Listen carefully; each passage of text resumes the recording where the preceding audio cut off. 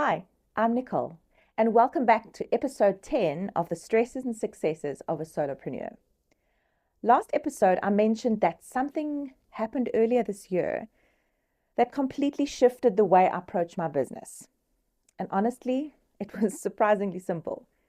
For the first time ever, and don't laugh, I created a proper business strategy plan for the year. Not a vague set of vague ideas in my head or not random late night inspirations, which I have often, an actual plan. And I mapped out what I wanted to build, what I wanted to improve, launch, and market this year. And for the first time in a long time, I felt so clear. It genuinely felt like a turning point, like I was slowly stepping out of just trying to survive mode and into becoming a real business owner. I like to say, not a baby business owner anymore. And that feeling is incredibly motivating. But once I started implementing the plan, I realized something very quickly. I could not do everything at once. I had all these incredible ideas and visions, but I realized I needed to focus on one big thing at a time and do it properly. That's been my theme this year, is focusing on one big thing and slowing down and actually enjoying the process of creating what I'm creating. So when I started executing the plan, I dedicated an entire month to a complete rebrand and redesign of my website so that everything finally feels aligned with the new clarity I had about my business and where I wanted to take it. And honestly, that process felt incredibly huge. Not only did I learn a lot about WordPress, website building, but I really just felt so confident in the new direction I'm going. It felt like I was finally building with intention instead of just simply adding things as I went along. And once that was done, I moved on to my next big project. And the focus that I was focusing on is my next online course. At the time, I generally thought it was going to be a small, relatively quick project, but instead it became something so much better than I ever imagined. Not bigger in a flashy way, just deeper and more intentional and more refined and, I don't know, just better. And I learned so much during the process, especially in the slower, less hurried atmosphere. Not just about, I didn't learn just about course creation, about the systems, user experience, marketing, creativity. And honestly, I learned a lot about myself. I learned that creating something valuable is not just about having knowledge. It's about simplifying things without making them shallow, structuring information clearly, and thinking clearly about how people are actually going to experience what I create. I became obsessed with improving the experience.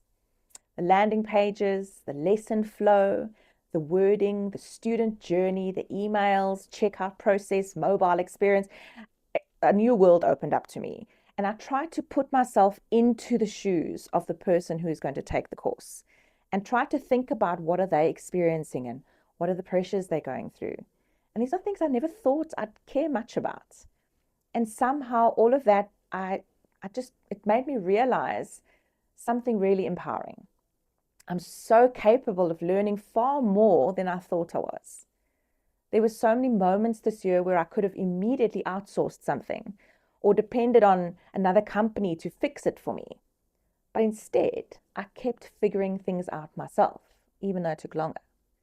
One problem at a time.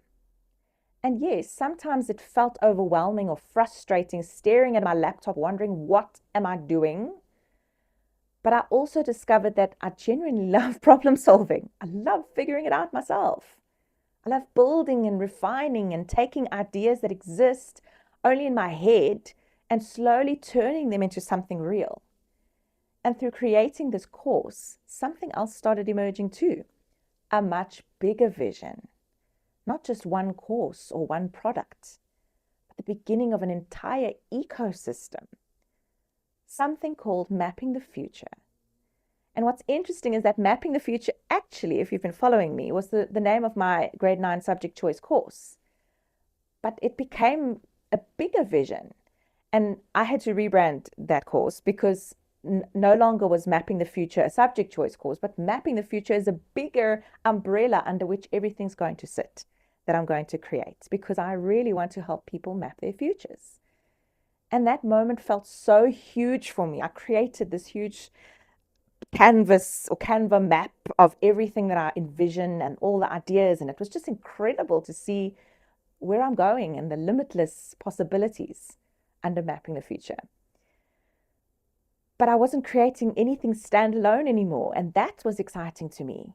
Everything started connecting and everything started fitting together and feeling intentional. And I think that bigger vision deserves its own episode because it's becoming one of the most exciting things I've ever built.